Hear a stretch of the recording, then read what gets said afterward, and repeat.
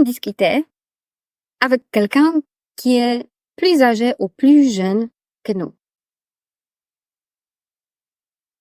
Ça arrive que pendant la négociation, on a en face de nous quelqu'un d'une autre génération.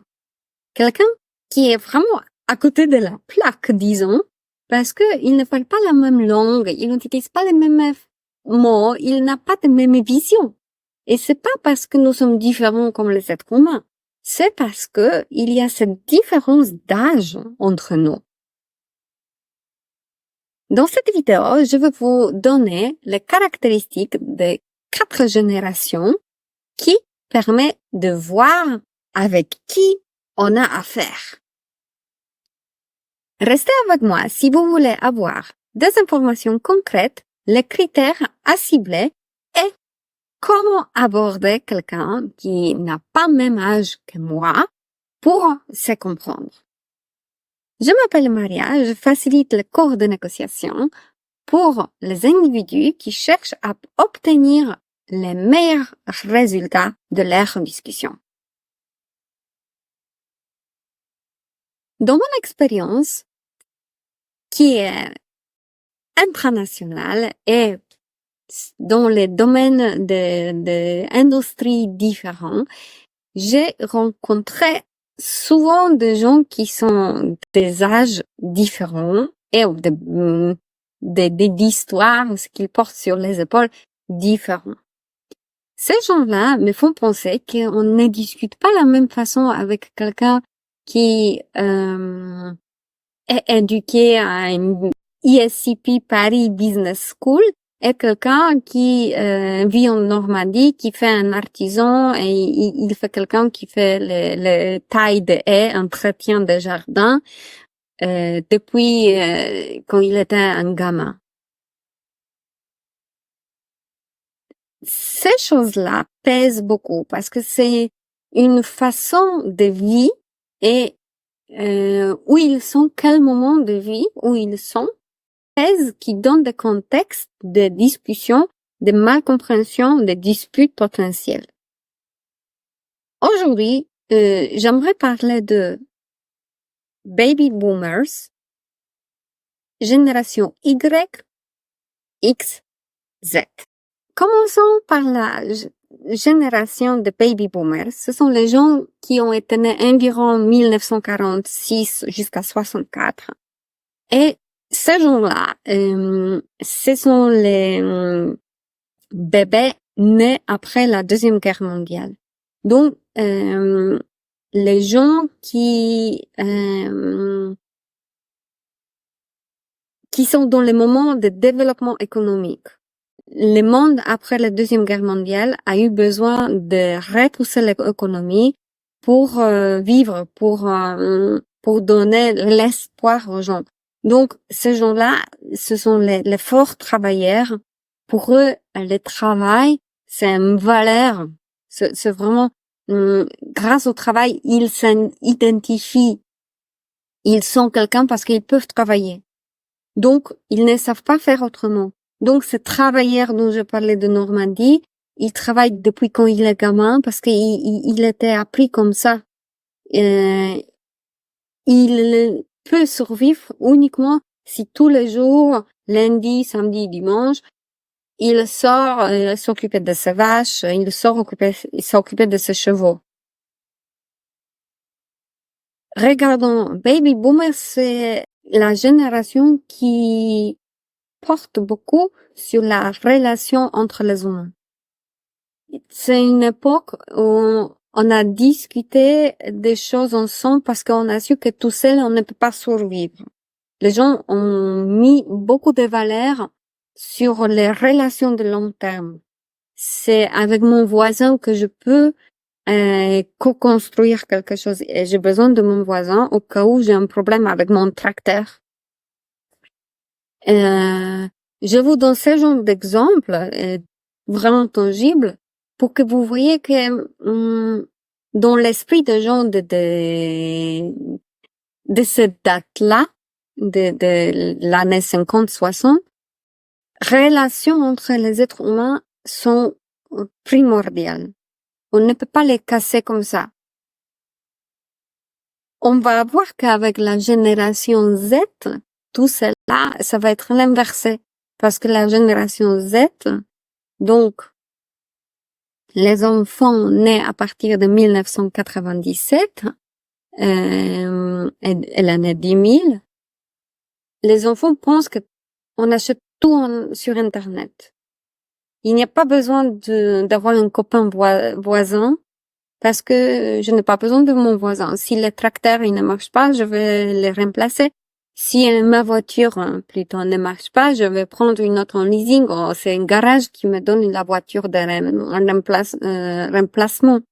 Vous voyez, il n'y a pas cette optique de co-construire les relations à long terme parce que les jeunes de la génération Z pensent n'y pas avoir besoin.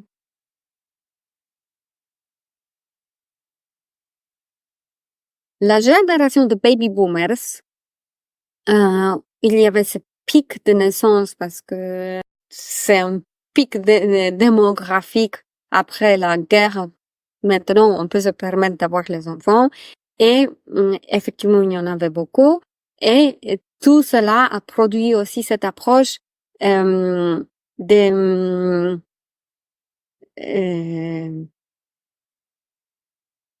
concentration sur les résultats. C'est l'approche que je veux obtenir. Je dois aller en avant. Je me focalise et je peux l'obtenir. C'est sûr.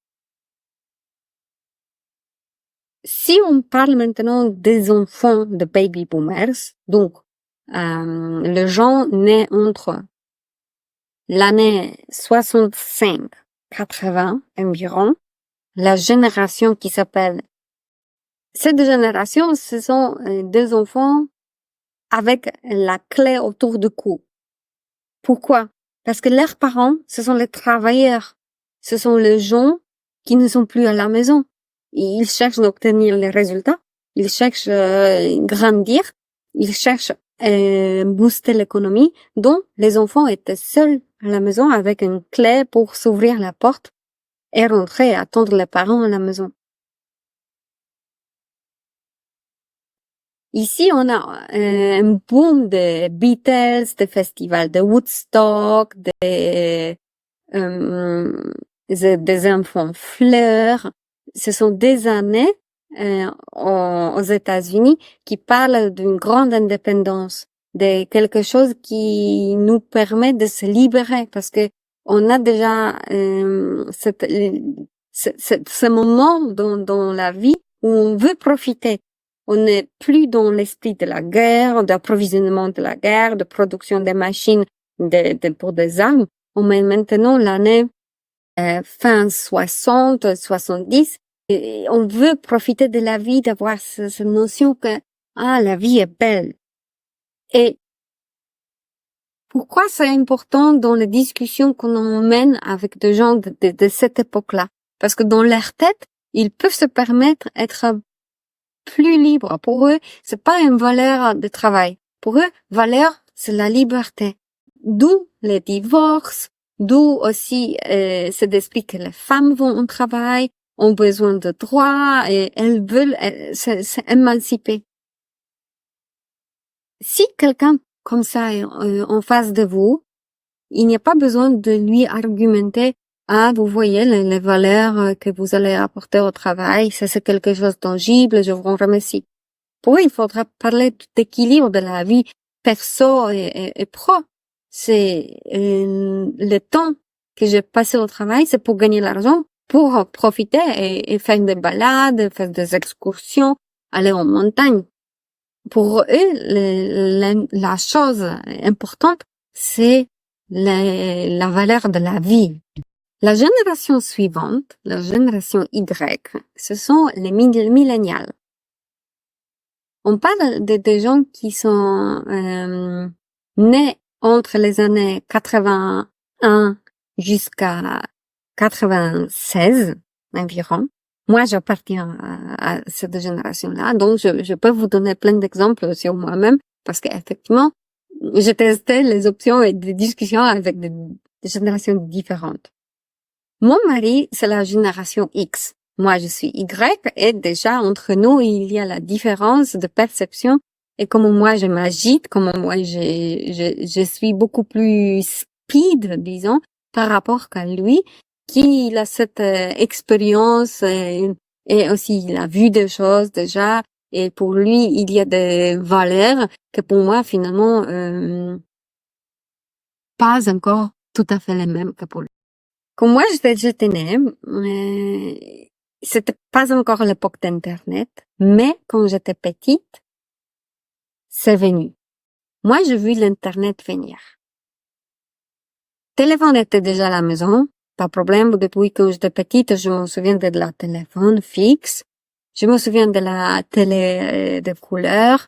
Je me souviens d'arriver d'une télécommande à la télé et c'est intéressant parce que mon frère, quand nous avons eu la nouvelle télé, on est tellement excités, on change le programme avec la télécommande et lui, il me pousse, vas-y, mets le plus fort. Et moi, je marche vers la télé pour mettre le plus fort. Et en fait, il a pu déjà faire avec la télécommande. Mais moi, j'oubliais, je marchais comme avec l'ancienne, on a toujours fait qu'il fallait se lever, aller chercher un curseur sur la télé, sur la boîte. Après, je me souviens aussi arriver d'Internet. Et c'est le bruit qui faisait un modem pour se connecter à Internet grâce à un ordinateur fixe. Ce bruit-là, c'était finalement juste pour envoyer un mail parce que ça coûtait cher de garder la connexion Internet, on payait par minute et la ligne fixe de téléphone était bloquée. Personne ne peut nous appeler au moment qu'on est connecté à Internet. Donc, il fallait préparer un email en amont et après se connecter à Internet, cliquer juste un bouton pour envoyer. Quand l'email est parti, il fallait se déconnecter d'Internet, de modem, pour ne pas bloquer la ligne de téléphone fixe. Bon, tout cela, c'était un changement dans ma tête d'une fillette parce que on a pu envoyer une lettre qui arrivera en temps réel à quelqu'un qui est à l'autre bout du monde. Mon frère, il était mon deuxième frère, il était ce temps-là en échange étudiant à Utrecht. Et effectivement, nous étions encore en Pologne.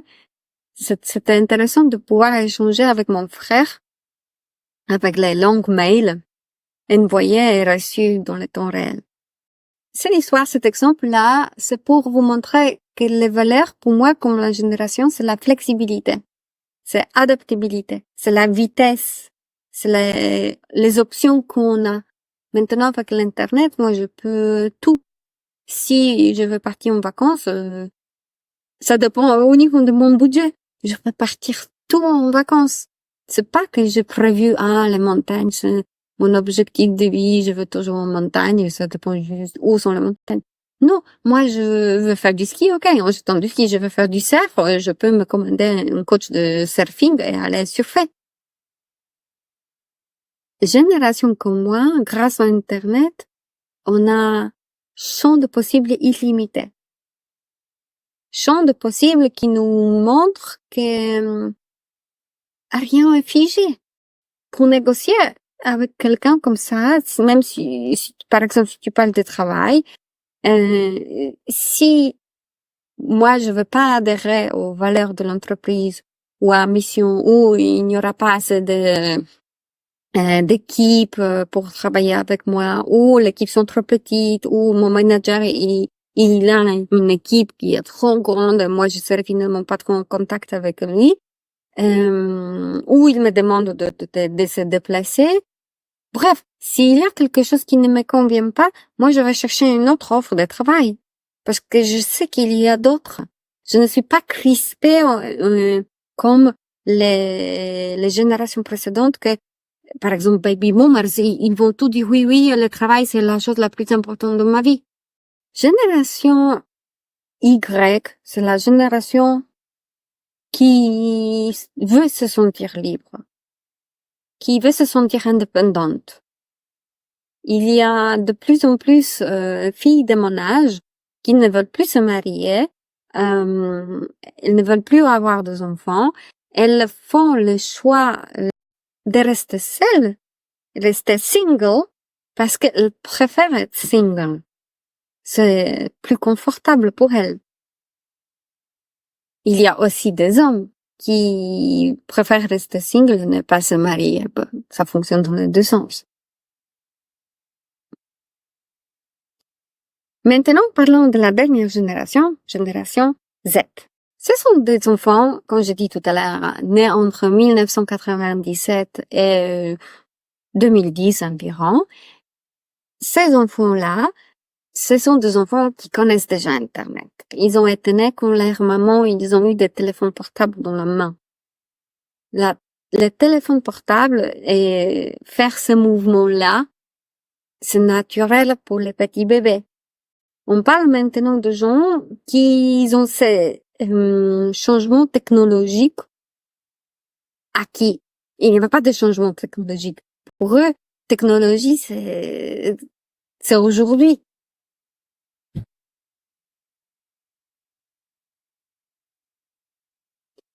Ces genres de solutions technologiques et l'accès instantané aux informations fait que les enfants, la génération Z, pensent qu'ils savent tout. Ils n'ont pas besoin d'apprendre parce qu'ils ouvrent le téléphone et ils ont Wikipédia. Maintenant, ils ouvrent leur téléphone et ils ont ChatGPT. Il n'y a pas besoin de se mémoriser des choses parce que les réponses sont là, à un clic. En plus, tout le monde a l'accès à l'Internet dans leur téléphone. Il n'y a pas besoin d'un modem pour s'y connecter. L'approche je sais tout m'appartient. L'approche de instantané à l'accès et aussi à possibilité de commander quelque chose au matin sur Amazon et le recevoir au soir. C'est une approche qui dit que le monde doit être vite. Il n'y a pas cette accroche à la relation entre les humains, entre les voisins, parce que je n'en ai plus besoin. Si je me panne de ma voiture, je vais appeler le service routier qui viendra me dépanner. Donc, cette génération-là met les valeurs sur quelque chose qui me plaît.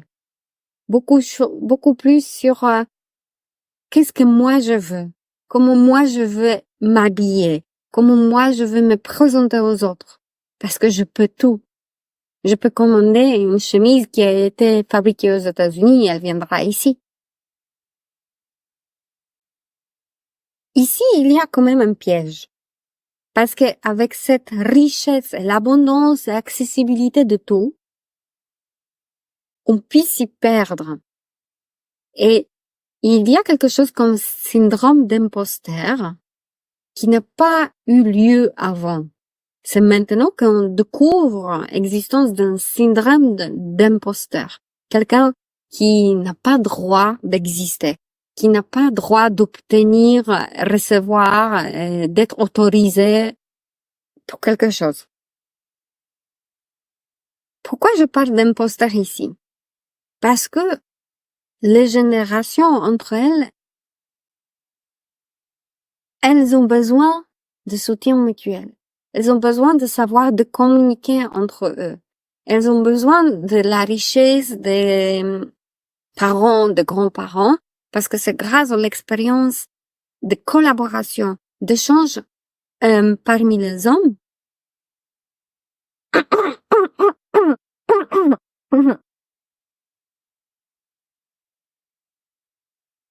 qu'on garde cette évolution et on devient meilleur grâce aux expériences des générations passées. Les enfants sont souvent sur les épaules des parents et les générations montent comme ça des étages grâce aux épaules sur lesquelles ils peuvent s'appuyer. Imposteur donc, pour sortir des pieds d'être dans cette impasse, il devrait revenir aux générations précédentes et écouter. Si on veut discuter avec la génération Z, c'est quelqu'un qui va speed, il faudra qu'il ralentit. La génération de baby boomers, c'est quelqu'un qui est un peu figé, il doit s'ouvrir pour voir qu'est-ce que nouvelle génération apporte. Tout ça pour vous dire que, ok, nous avons des profils de négociateurs par rapport à l'âge, mais nous avons aussi les profils négociateurs par rapport à la constitution psychique, comme quelqu'un qui se sent pas à la hauteur, imposteur. C'est un piège du XXe siècle, mais ça ne veut dire pas que ça n'existait pas avant, hein. C'était juste pas défini. Donc, dans le profil psychologique, nous avons des négociateurs qui sont forts, stables, qui vont se battre, qui sont impatients, qui sont en colère. Il y a d'autres profils qui sont plutôt timides, réservés, secondaires dans leur décision, prise de parole. Ils vont pas se porter volontaires, ils vont être en recul et observer. Il y a aussi des profils qui sont difficiles à commencer à mettre en place des solutions avancées, mais une fois la locomotive mise en mouvement, elle va délivrer, hein, parce que ça, c'est une machine forte, qui est puissante, qui, maintenant, elle est en mouvement. Là, elle va livrer tous les véhicules, tous les wagons jusqu'à la destination. C'est quelqu'un qui peut être difficile au début à mettre en mouvement, mais il va se souvenir de tous les détails. Ça peut être un bon comptable, ça peut être quelqu'un qui a vraiment les soins de détails et quelqu'un dont on a tous besoin. Tout cela pour vous dire, la richesse est dans les groupes, dans la variété. On a besoin de tout le monde pour arriver à la destination. Prenons soin de la génération, n'importe est-ce qu'ils sont plus vieux, plus jeunes. Est-ce qu'on se comprend tout de suite ou est-ce qu'il faudra mettre un peu plus d'effort pour que les choses fonctionnent entre nous? Parce que nous ne sommes pas les mêmes négociateurs. Nous on communique différemment. Faisons en sorte de s'entendre. Dans mes prochaines vidéos, je vais parler plus de profils des négociateurs et comment discuter pour se comprendre. Cliquez like et suivez-moi pour rester au courant. À la prochaine!